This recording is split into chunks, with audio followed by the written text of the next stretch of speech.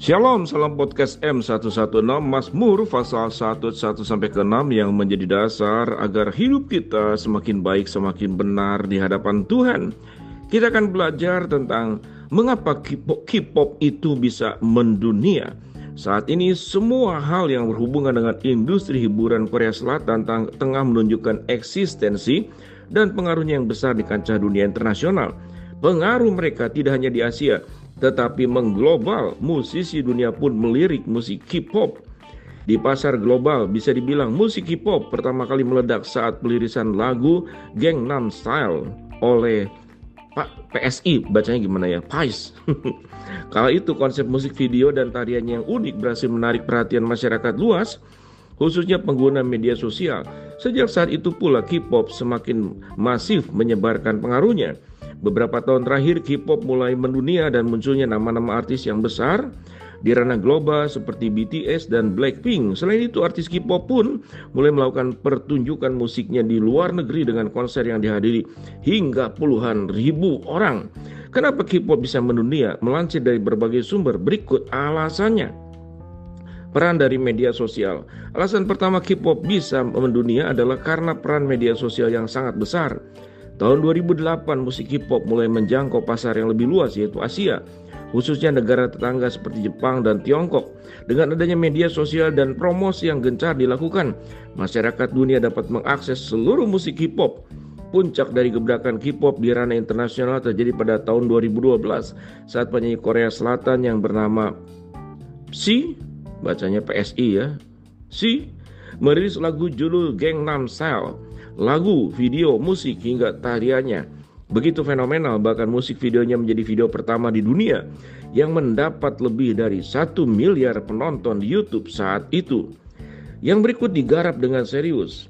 Meski K-pop pada awalnya dianggap sebagai one hit wonder atau fenomena sementara, tetapi anggapan tersebut dibantahkan dengan prestasi grup-grup K-pop yang mampu mendominasi tangga lagu internasional.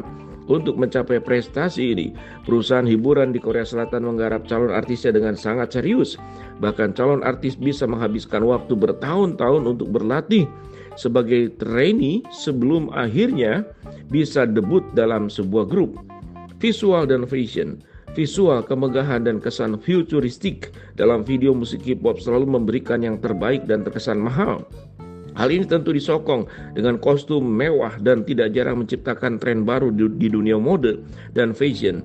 Bahkan beberapa artis K-pop berhasil menjadi ikon dan trendsetter dunia. Berikut bakat, kepribadian dan bahasa. Selain dikenal dengan bakat menari dan menyanyi, artis K-pop juga memiliki kepribadiannya unik dan memukau. Tak jarang beberapa dari mereka menghiasi reality show hingga terjun ke dunia akting untuk bermain film dan drama. Selain itu, kebaikan hati para idola pun kerap menjadi inspirasi orang lain, terlebih penggemarnya. Hal yang tak kalah penting adalah penggunaan bahasa. Selain bahasa Korea yang mudah dipelajari, penguasaan bahasa Inggris oleh para idola pun membantu mereka untuk lebih mudah berkomunikasi dengan fans dari luar negeri. Selain itu, lagu K-pop juga kerap mencampur adukan berbagai bahasa sehingga lebih mudah menyatu dengan fansnya. Musik dan melodi yang candu. Musik K-pop selalu memiliki hook dan catchy yang manis. Selain itu, melodi dalam lagu K-pop mampu membius telinga para penggemarnya. Hal inilah yang kemudian membuat lagu K-pop menempel di kepala penggemarnya dan menjadi candu. Alhasil penggemarnya akan mendengarkan lagunya secara terus-menerus. Koreografi yang kompak. Tak hanya bernyanyi, para idola K-pop juga kerap menampilkan aksi panggung yang memukau dengan koreografi yang rumit. Bahkan mereka tidak bisa disebut penari amatir karena telah melakukan latihan secara rutin dan profesional. Oleh karena itu, koreografi menjadi nilai tambah dari artis K-pop. Itulah rangkuman informasi mengenai alasan kenapa K-pop bisa mendunia. Semoga bermanfaat. Apa yang kita pelajari di sini? Yaitu tentang adanya satu fokus yang tepat, ada satu mimpi yang jelas, kemudian ada sebuah ketekunan, ada berbagai pihak yang mendukung termasuk pemerintah Korea Selatan sendiri. Ada hati yang terus terbuka untuk terus mengalami kemajuan. Ada inovasi-inovasi yang dilakukan.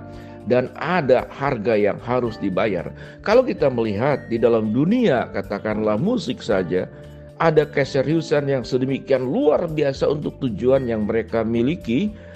Kemudian itu terwujud Betapa luar biasanya.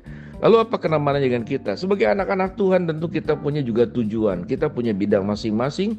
Kalau kita memang bidangnya kebetulan sama dengan K-pop ya bersyukur ya. Bidang musik, bidang koreografi, bidang fashion, bidang panggung, bidang sound, bidang musik dan yang lainnya. Tetapi sebagai anak-anak Tuhan, semangat seperti ini seyogianya dimiliki oleh kita.